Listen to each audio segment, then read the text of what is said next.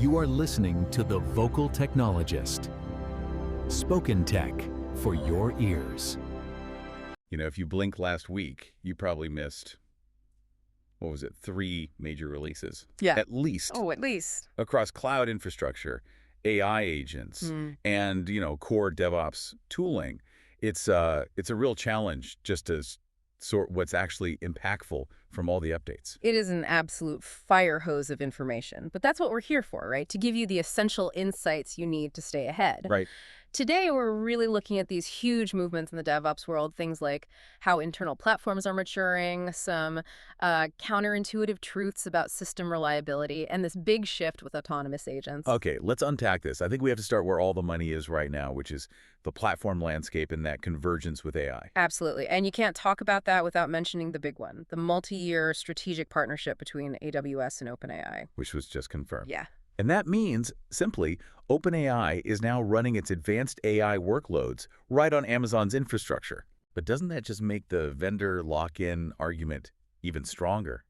I mean, especially for these super bespoke AI workloads, how do you maintain any kind of portability? Well, that's the tension, isn't it? And it's why this is so significant. It's not just about market share. It forces AWS to evolve its infrastructure from being just cloud native to being fully AO native. It raises the bar for everyone else. It raises the bar for every competitor. It signals that the most cutting-edge performance demands are now driving core cloud design. So that's the macro story. But on the micro level, for the actual engineering teams, we talk a lot on The Vocal Technologist about how every team eventually outgrows those homegrown scripts and templates. Oh yeah, the classic life cycle. They seem flexible at first until, the maintenance debt just completely overwhelms feature delivery. That is the wall every platform engineering team hits. The operational cost of just babysitting your own infrastructure starts to outweigh the speed it gives you. You have to have a mature, standardized approach. Which is where tools like Crossplane come in, right? Right. It just graduated from the CNCF. Exactly. What's so interesting about Crossplane is that it basically turns the Kubernetes API server into a universal control plane. So engineers can manage everything. Cloud resources, apps, services, with the same declarative methods they already use for containers. Right. It provides that secure, scalable platform environment. It's why you see organizations like Nike, NASA, IBM all adopting it. It's a sign of real platform maturity. Okay, so we build a platform, we staff it with this high-end AI-enabled infrastructure, and then we have to face the truth that it's all going to fail at some point. It always does. So the focus shifts. It's not how to build anymore. It's why did these robust systems still break? And that brings us to the lessons from that big AWS DynamoDB outage. That analysis, the one using System Theoretic Process Analysis, or STPA, is such a crucial lesson for everyone. It's a shift in thinking, isn't it? From what failed to why did we design it to allow this failure in the first place? Precisely. And the STPA showed that the issues were, they were known issues. Like what, specifically? Things like timing gaps, a lack of feedback between the systems that plan the changes and the systems that execute them, and the risk of deleting active configuration plans. All of that could have been identified before the incident. So it's about auditing the entire philosophy of the system design itself. Right. It validates that you need this kind of structured pre-incident analysis to catch these latent failures before they become, operational disasters. Speaking of things that violate our intuition, we have to talk about the Postgres paradox. Oh, this is the perfect piece of counterintuitive engineering truth. So the finding was that when you're benchmarking PostgreSQL's GIN index builds, if you raise maintenance work mem from, 64 megs up to 16 gigs? Performance gets slower by about 30%. I can just picture engineers everywhere yelling at their screens right now. How does exponentially more memory slow the whole thing down? It's all about CPU architecture. It's the cache boundaries. That massive slowdown comes from exceeding the L3 cache capacity. So you're thrashing. You're thrashing. Once you blow past that incredibly fast cache layer, you're forcing the system into much slower main memory access. Expensive. Very expensive. And you also get these kernel write stalls because you have these massive, dirty buffers just sitting in memory waiting to be flushed. The takeaway is just always benchmark your memory increases. Because what seems intuitive is often just wrong.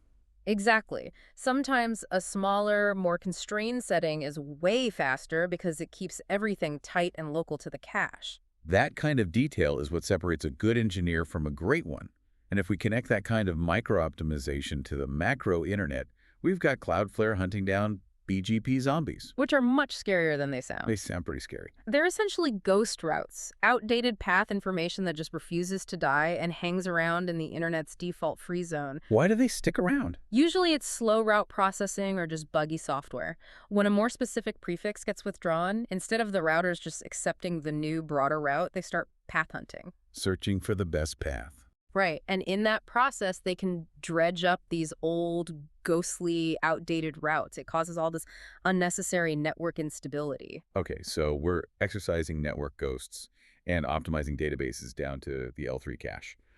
Let's shift focus to velocity tooling, the releases that are making development and observability faster than ever. And velocity really starts with getting reliable information out of huge amounts of data. Grafana Mimir 3.0 is a real game changer here. So how does Mimir 3.0 help teams that are just drowning in metrics? It has a totally decoupled architecture that uses Apache Kafka. And this is huge because it lets you scale your read path and your write path independently. Which means better cost efficiency. Direct cost efficiency, better performance isolation. And critically, the new Mimir Query Engine slashes peak memory usage by up to 92%. 92%, wow. If you're wrestling with petabytes of metrics, that kind of reduction is just revolutionary. And pairing with Mimir, you have the Prometheus native histograms, now generally available in Grafana Cloud. That solves a pretty old data problem, right? It does. Traditional histograms had these fixed, predefined buckets that really limited your resolution, especially for tail latency. Right. The native histograms just dynamically adjust the buckets, so you get much higher resolution, way more precision, without the manual config headache. And that focus on simplification, we're seeing it with logs too. Google Cloud's new Log Analytics Query Builder seems like a perfect example. It is. It's a UI-based tool that lets you generate complex queries without needing to be a SQL expert. It just speeds up troubleshooting, which gets developers back to what they're supposed to be doing. Faster logs, faster metrics, and now faster code research. This moves us to this emerging idea of asynchronous coding agents. This is a really profound shift. We're seeing AI move from being a sort of passive co-pilot to an active teammate. So developers are assigning agents like Claude Code, Codex, these tools, their own dedicated GitHub repos. Exactly. The agents autonomously run experiments and then they come back with actionable, executable proofs of concept. So instead of a dev spending a day and a half trying to reproduce some obscure bug, they can just launch an agent to do the legwork overnight. That's the idea. It completely accelerates getting programming answers.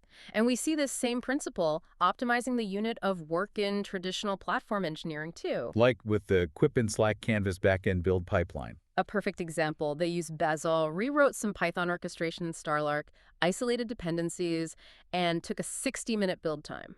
Down to 25 minutes. Down to 25 minutes. It's a massive leap, and it's all a testament to this philosophy of highly granular, optimized units of work, a philosophy that agents are now just amplifying. But, I mean, the immense power and the autonomy of these agents, that has to create a whole new category of security risk. We have to address that. We absolutely do.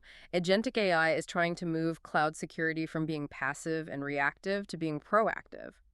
So systems like Sysdig are using autonomous agents that analyze the environment, assess risk, and then automatically take action to strengthen defenses. Yes, they're reasoning and acting without direct human intervention. Which sounds amazing, until the agent gets fooled. Or worse, weaponized. And the risk is very real. We saw that demonstration where a Claude skill, which is basically a packaged set of instructions for an LLM, was successfully hijacked. How did they get past the guardrails that are supposed to prevent this? It was a logic-based attack.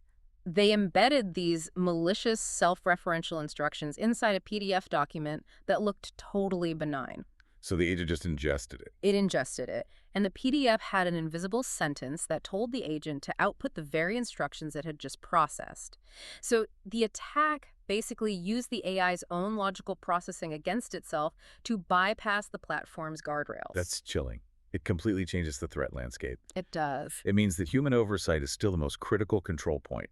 We have to double down on strengthening those human review processes. Absolutely. Meaningful human review is crucial, so we have to get efficient at it. The best practices are pretty clear. Write a clear intro that anyone can understand. Use collaborative tools for inline comments.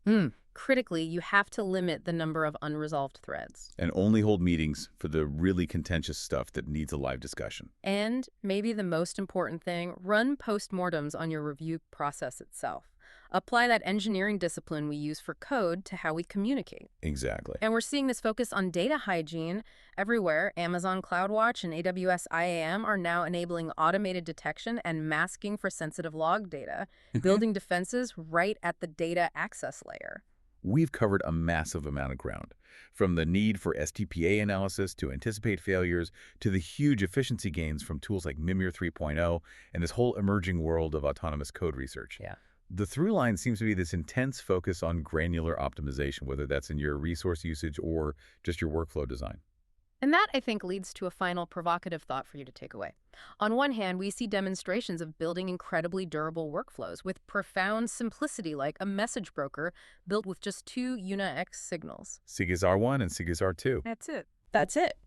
And on the other hand, we are building systems with these highly sophisticated autonomous AI agents that can be hijacked by hidden logic in a PDF. A huge convergence of simplicity and complexity. So the question is the primary focus in modern reliability engineering shifting? Is it moving away from securing the machines and more toward ensuring the integrity and the security of the instruction sets and the logic we feed to those machines and agents? It completely changes how we think about the trust boundary. A perfect set of ideas to mull over. Thank you for walking us through all this. Always a pleasure. And thank you for joining us for this exploration of what's shaping the next generation of cloud and code. We'll catch you next time. Spoken Tech for your ears.